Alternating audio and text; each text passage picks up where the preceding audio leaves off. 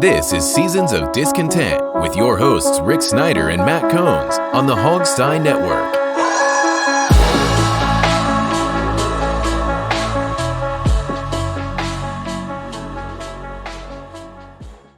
Welcome to Seasons of Discontent, Season 5, Episode 13, brought to you by Rick Snyder's Washington across all the social media channels. And I'm Rick Snyder. And I'm Matt. And we're back discussing all things sports and life in Washington as part of the mighty Hogstye Network on audio and, of course, here on YouTube. So please like, share, comment, and all that jazz. All right, so finally getting near the big games. Washington will be opening against the Los Angeles Chargers. I see Washington is +2, and I looked there, 86% of the money was bet on Washington, which is kind of crazy on there.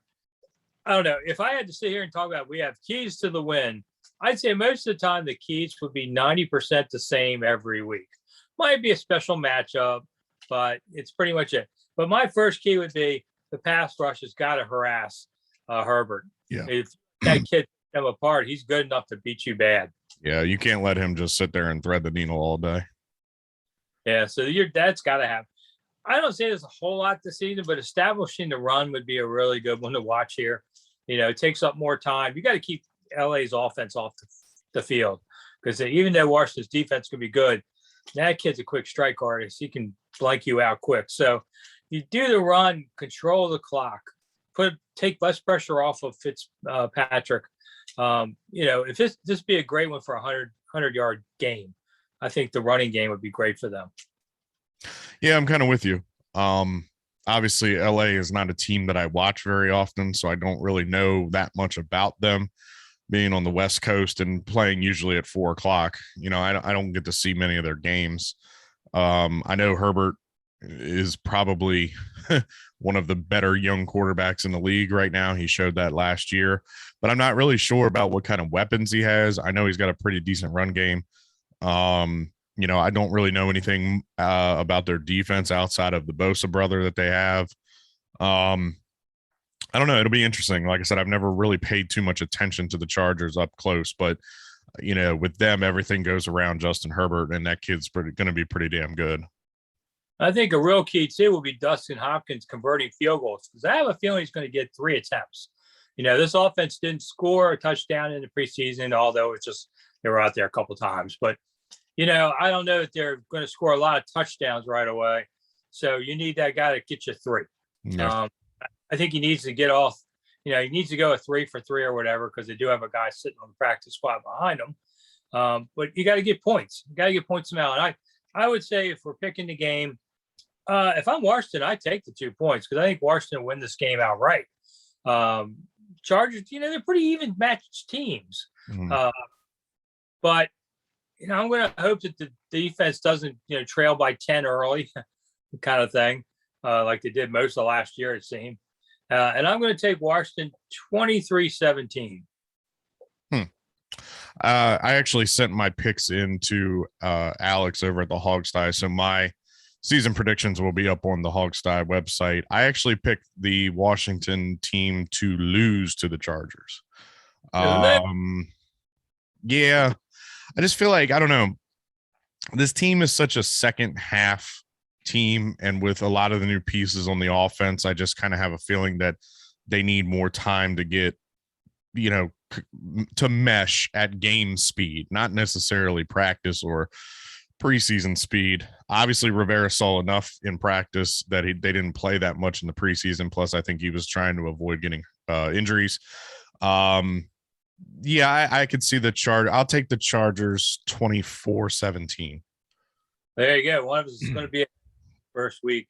Then they'll play the Giants, and then they go on their merry way. You know, even if they don't have a great start, even they're 5-8. So 13 games now, 5-7.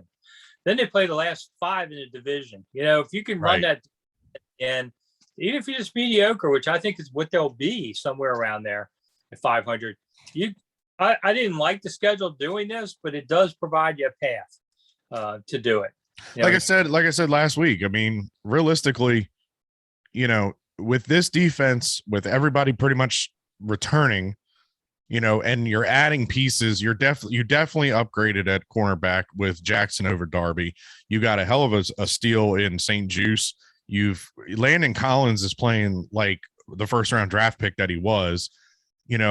This defense, if they're as good as they were last year, if not better, and you've added a lot more on offense, and this offense can just be, a capable offense, that's 3 wins better. I'm sorry, it is. This division is not very good.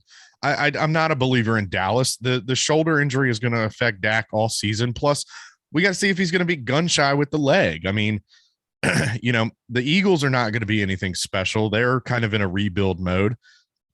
Sure, the Giants have a decent defense, but Daniel Jones is a klutz. We've all seen it. I mean, he's this generation's Ryan Fitzpatrick.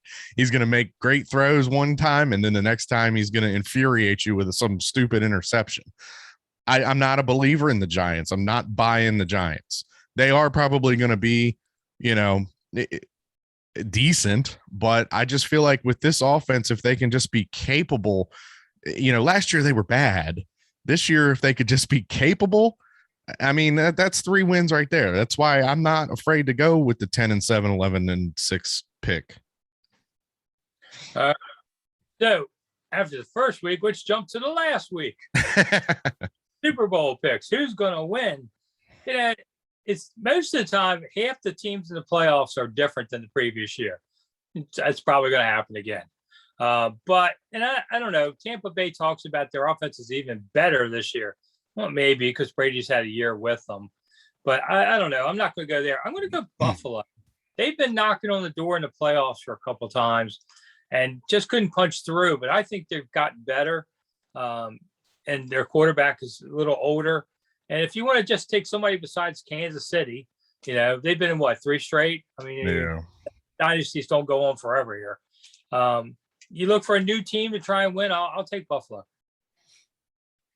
I had a poll on my YouTube account while you're thinking. Yeah. I do. I was watching on YouTube channel. I do polls every day.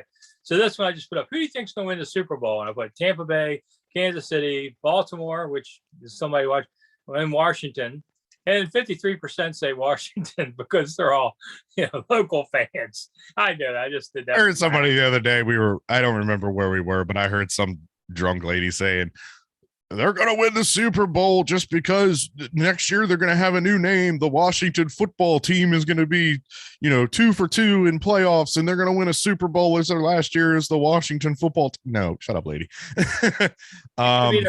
Here is the Washington football team. If they win the Super Bowl this year, then all plans go out the window for a new name. They're going to stick the Washington football team. Oh yeah, that'd be something. Yeah. So, I like your Buffalo pick. I just don't know. It's going to be hard to compete with Kansas City, and let's be honest, the Patriots are going to be way better this year than they were last year. For the NFC, nobody stands out in the NFC except for the Bucks, and I don't know, maybe we see what San Francisco can be if they can rebound, but nobody really in the NFC stands out to me this year. I like your Buffalo pick, but I'm gonna stick with Kansas City. I think Baltimore might be really one to watch too. Baltimore could too. They've added a couple threats at wide receiver that Lamar hasn't had, so I don't know. We'll see. Baltimore, it all goes through Lamar Jackson, and if he can progress into a passing quarterback instead of just a running quarterback. Man, Baltimore, Washington, Super Bowl in LA, and everybody's got to go way out there. Oh, that would be a pain in the butt. That would be if Washington made the Super Bowl, to lose to Baltimore would be something you would hear about forever. You'd be afraid. It's like the World Series. We talked about that too. If Washington and Baltimore played in the World Series, you would take Washingtonians, if you lose this, would take crap the rest of your life. Oh yeah. And probably vice versa. Yeah, they would never let it down.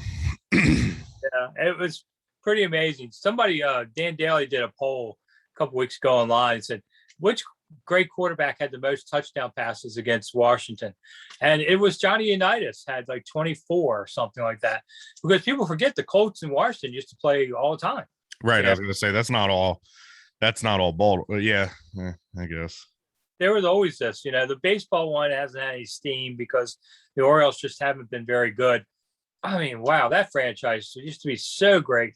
And I guess the Angelos family just ruined it. That's a damn shame because that's a great Baltimore town, baseball town. Yeah, from there's been rumors the past couple of years that they're threatening to lose the Orioles. They're talking about moving them possibly to Tennessee or Memphis or something. Well, win more than 50 games a year, and the fans might be more willing to come out. Well, they were talking about this recently too. Yeah. Entire Baltimore payroll is $19 million. Wow. We have pitchers that make that in 1 year that play for the Nationals. Patrick Corbin makes $24 million a year to be poo-poo. And he makes $5 million more than every person on the Orioles. Wow. They should declare eminent domain or something and take the team away from the owners. Just pay those kids. Look, I as a fan, as a person that grew up watching Cal Ripken and going to Memorial Stadium and loving, the Orioles. Well, not loving, but we didn't have a team in DC then. I loved Cal Ripken. I loved Brady Anderson. Eddie Murray. These guys that are legends up there. For the Orioles to move, man, that would be hard to take. Brady Anderson hits 50 homers in 1 year. Think he was juicing? Yeah. I mean, man, 58. He never hit more. Did you see Brady Anderson on the cover of Sports Illustrated? The dude is jacked. That was the craziest thing when he did that. It's like the year Mark Belanger hit 285, and you're like, he was like a career 220 hitter. Yeah. I grew up watching him too, because when the Senators left, I was 11. So I watched Boog Powell and, Cuellar. I mean, the Orioles were great back in the 70s. Yeah. So I hate to see them this bad, even though I switched allegiances to the Nats. I actually met Brooks Robinson when he was the manager / owner of the Southern Maryland Blue Crabs. Yeah, great guy. Yeah. All right, so another local rivalry is the Maryland-Howard game is coming on Saturday. This will be the third time between them. You might remember this game 2 years ago, 79-0, which was after 52-13 in 2016. And I just sit there and go, why? Why are you doing this? I know Howard, I guess, is doing this for a paycheck, and they can just take the bus over into the game. So it doesn't cost them anything. They'll make a guarantee. Maryland can always use a feel-good win, although at 79-0 soon went to Zippo that year. Yeah. But I don't know, it doesn't do you good to do this. I mean, Maryland's in a tough spot. If you could just win half your Big Ten games and then you win 3 or 4 of your, how many have extra now? I think it's 3 now, non-conference. Win 2 of them. But, you might get a 7-win year or something. Hey, they already started out 1-0. That was a nice win over West Virginia on Saturday.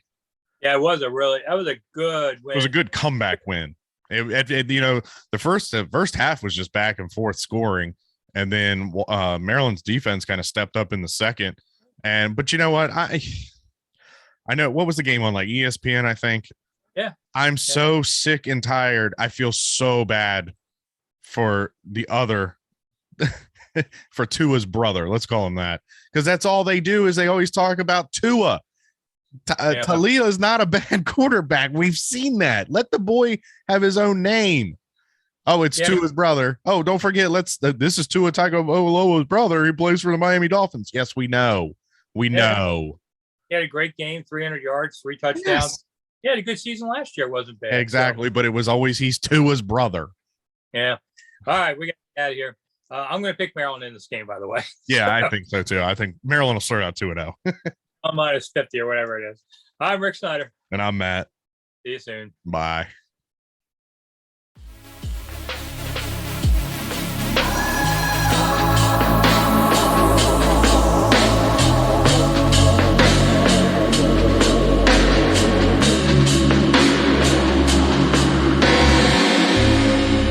Thanks for listening to Seasons of Discontent on the Hogstye Network.